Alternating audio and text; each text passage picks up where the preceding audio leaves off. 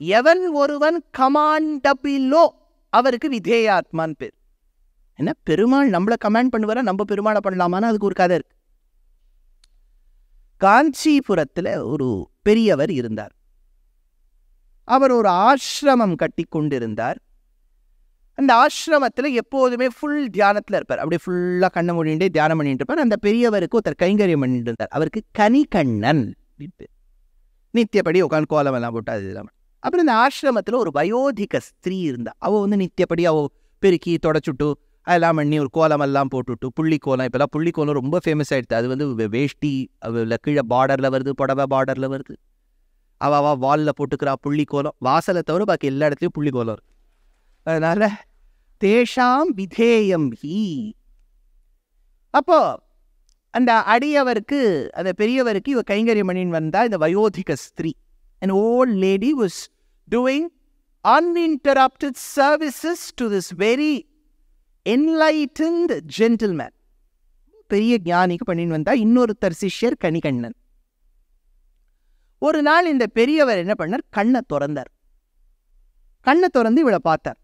அந்த காலத்துல மகான்கள்லாம் ஒண்ணுமே இல்லை. இப்ப 100 வருஷத்துல மகா பெரியவாளே பெரிய காஷ்டமௌனமெல்லாம் இருந்து வந்தவுடனே அடியவர்கள்லாம் காத்துன்றப்பா எப்போ அவர் வாய் திறந்து அந்த முதல் வார்த்தை நம்ம காதுல வேணும், எப்போ அவர் கடைக்கண் பார்வை நம்ம மேல படும். அது மாதிரி மகான்கள்லாம் தியானம் பண்ணிட்டு கண்ணை திறந்தா அதுல ஒரு சக்தி உண்டு. ஒண்ணுமே இல்லை. காந்தாரி ஸ்ரீ மகாபாரதத்துல ஆத்துக்காருக்கு கண்ணு இல்லேன்னு தெரியும்னா அவ பட்டி போட்டுட்டா, திறக்கவே இல்லை.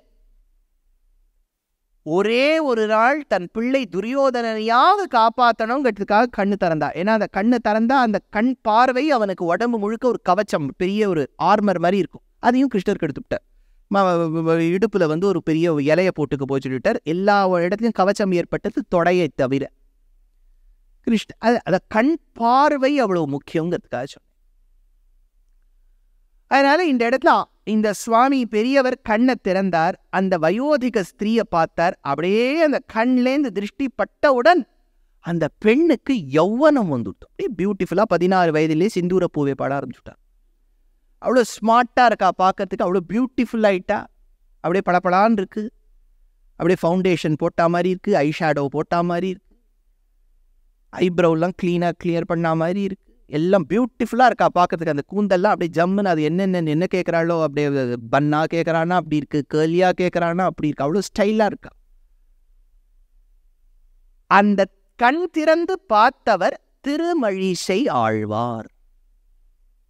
அந்த பெண்மணியை பார்த்தார். கனிகண்ணனும் இந்த சம்பவத்தை பார்த்துருக்காரு. அவ்வளோதான்.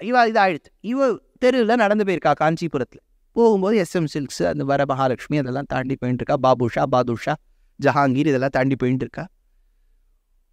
போகும்போது அந்த ஊர் அரசன் பல்லவராயன் அப்படின்னு பேர். அவர் ரதாரூடனாக அப்படி ஜம் ஜம் ஜம்னு வர. இவளை பார்த்த உடனே, வெச் சிட்டிமா, where have you come from, Greece or Italy? ஐயோ, இட்டலியிலேன்னு வந்தவாளே போகிறோம். அதனால இனிமேல் புதுசாக யாராவது வரணுமா? இல்லை, அவா சொன்னா, நான் ஒன்றும் சொல்ல. நீ ஒன்று. அதனால இட்டலியா, கிரீஸா, ரஷ்யாவா, ஆஸ்திரேலியாவா, இப்போ ஏறக்குறைய பங்களாதேஷா, அது வேற ஓடின்னு கேட்க ட்ரெண்டு. அதனால யாருன்னு கேட்டபோது அவ சொல்லிட்டா, சார் நான்லாம் காஞ்சிபுரம் சார், உன்னை பார்த்ததே கிடையாதே பெண்ணே. ஐயோ நான் தான் சார். ஐயோ, ஃபோட்டோவை காமிச்சா. உடனே மொபைலை திறந்து, நான் தான் அது. ஐயோ, எப்படி இருந்த நீ இப்படி ஆயிட்ட, ஏம்மா என்ன நடந்தது அப்படின்னு கேட்ட உடனே, இல்லை சார் எங்கள் ஊரில் ஒரு சாமியார் இருக்கார், அவர் என்னை பார்த்த உடனே நான் இப்படி பளிச்சுன்னு ஆயிட்டேன். உடனே ராஜா காசை, அந்த சாமியார் என்ன பார்க்க மாட்டாரா? பின்ன ஆழ்வார் வரி ஈஸியாக எல்லாரையும் நிற்க வச்சு இப்படி பார்த்துட்டே இருப்பார். அவர் எதேச்சியாக பார்த்தார், இவர் நன்னாயிட்டா. உடனே ஆழ்வாரை எப்படி அணுகிறதுனா, ஆழ்வார் தான் ஒரே தபஸில் இருக்கார். அவர் சட்டுலாம் பேச மாட்டார். அவர்லாம் ஒரிஜினல் தபஸ். கண்ணை முடிண்டார்னா கண்ணை முடிண்டே இருப்பார். சரி, அவர் அப்ரோச் பண்ணுறதுக்கு அவருடைய பர்சனல் செக்ரட்டரி கனிகண்ணன் பேர்.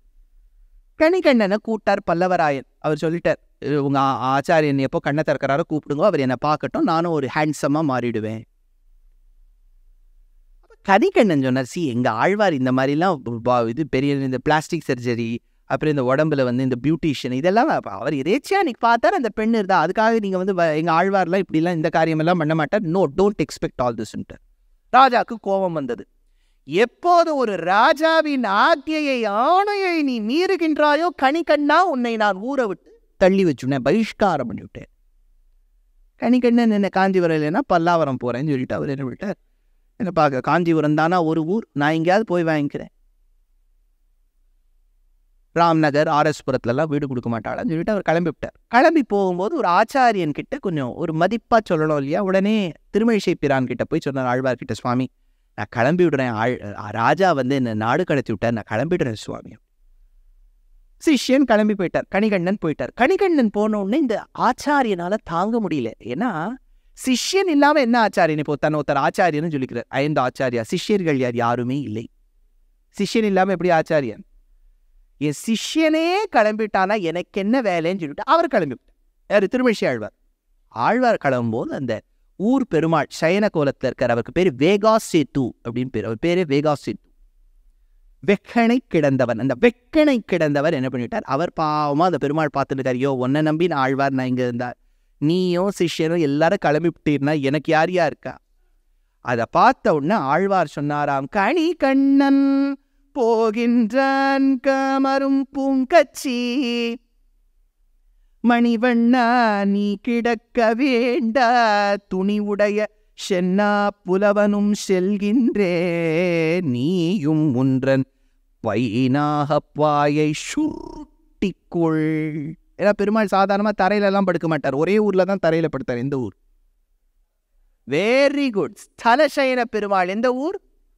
மகாபலிபுரம் என்கின்ற மாமல்லபுரத்தில் ஒரே ஒரு ஊரில் தான் தரையில படுத்துட்டார். அவருக்கு ரொம்ப பேக் பெயின்லாம் வந்துட்டு, L3 L4 ப்ராப்ளம்லாம் வந்துட்டு. அப்புறம் சொல்லிட்டார், எனக்கு வந்து எப்போவுமே ஆதிசேஷன் இருக்கணும்.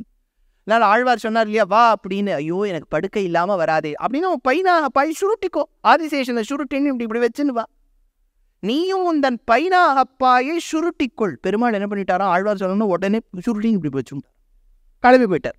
எப்போது சிஷ்யனான கணிகண்ணன் கிளம்பினானோ, ஆச்சாரியராக இருந்த திருமழிசை பிரான் கிளம்பினாரோ, ஆதிசேஷனோடு கூடிய பெருமாளும் கிளம்பினாரோ, காஞ்சிபுரத்துக்கு கலாப காலம் ஏற்பட்டதா. உடனே கருத்த மேகங்கள் சூழ்ந்தது, கிளவுட் பர்ஸ்ட், லேண்ட்ஸ்லைடு, எர்த்குவேக்கு, என்னெல்லாம் கலாபம் நடக்கணுமோ அத்தனையும் நடக்கு. உடனே பல்லவராயனுக்கு பயம் வந்துடுது, இந்த மாதிரி ராஜ்யத்தை நான் எப்படி கையாளன்னு சொன்னபோது அந்த ஊர் புரோகிதாள்லாம் சொன்னா, பெருமாள் கிளம்பியே போயிட்டார், சாநித்தியமே போயிடுத்து, போய் மன்னிப்பு கேள். ஒரு இரவு ஆழ்வார் பெருமாளோடு ஆதிசேஷனோடு கணிகண்ணனோடு ஒரு காஞ்சிபுரத்துக்கு வெளிப்புறத்துல போய் தங்கினர். ஓர் இரவு இருக்கையோடு இருந்தார். ஓர் இரவு இருக்கை, ஓரிக்கை சொல்றோம் இல்லையா, அந்த ஓரிக்கையில போய் இருந்தார். மாபெரிவா அவருக்கு மண்டபமே, தியான மண்டபமே அங்க ஒன்று உண்டு. அதனால அந்த ஓரிக்கைக்கு கிளம்பி போயிட்டார் பெருமாள். இதை கேட்ட கேட்ட ராஜாவுக்கு பயம் வந்து பெருமாள் கிட்ட சரணாகதி பண்ணார். பெருமாள் சொல்லிட்டார், நான் கிளம்பி வந்துட்டேன், சிஷ்யன் இங்கே தானே இருக்கார். உடனே போய் சிஷ்யன் கிட்ட மன்னிப்பு கேட்டார். ஆச்சாரியன் கிட்ட கேட்டார், முதல்ல திருமழிசை பிரான் கிட்ட கேட்டார், மன்னிச்சுடுங்க. அவர் சொல்லிட்டார், என்கிட்ட நீ ஒன்றுமே பண்ணலையே, சிஷ்யன் கிட்ட கேட்டு. உடனே கணிகண்ணன் கிட்ட போய் கேட்டார், கணிகண்ணா மன்னிச்சுடும். ஐயோ எங்கள் ஆச்சாரியன் கிட்ட போய் கேள்வி, என்னையா மாற்றி மாற்றி இப்படி பண்ணீங்க, ரெண்டு பேரும் மன்னிச்சுடுங்க. சரி கணிகண்ணன் ஓகே, ராஜாவே இவ்வளோ விட்டுட்டார், அதனால நம்ம கொஞ்சம் அடங்கி போனோம். கணிகண்ணன் வந்துட்டார். கணிகண்ணன் வந்தோடனே ஆழ்வார் சொல்லிட்டார், சிஷ்யனே காஞ்சிபுரத்துக்கு போயிட்டா நானும் வந்துடுறேன்னு வந்துட்டார். பாவம் பெருமாள் அங்கே உட்காந்துட்டு இருக்கார். ஐயோ ஒன்றை நம்பி நான் இங்கே வந்தால் நீங்கள் ரெண்டு பேரும் கிளம்பி விட்டாடே, சரி வாயா எங்களை ஃபாலோ பண்ணின்னு பெருமாள் இப்படி கையில் அந்த அவருக்கு அடிஷ்னல் லக்கேஜ் வேறு, அந்த 32 kg தானே விடுறா ஃப்ளைட்டில், எல்லாத்தையும் அந்த ஆதிசேஷனை வேறு வெயிட்டை குறைச்சி அது எல்லாத்தையும் இங்கே வச்சு அவர் பாவம் நடந்து வரார். இப்போ இப்படி காத்துன்னு இருக்கார். திருமழிசை பிரான், படுத்துக்கோ, ஏன் நீ சொல்லவே இல்லையே. பெருமாள் சொன்னா, நீ சொல்லவே இல்லையே.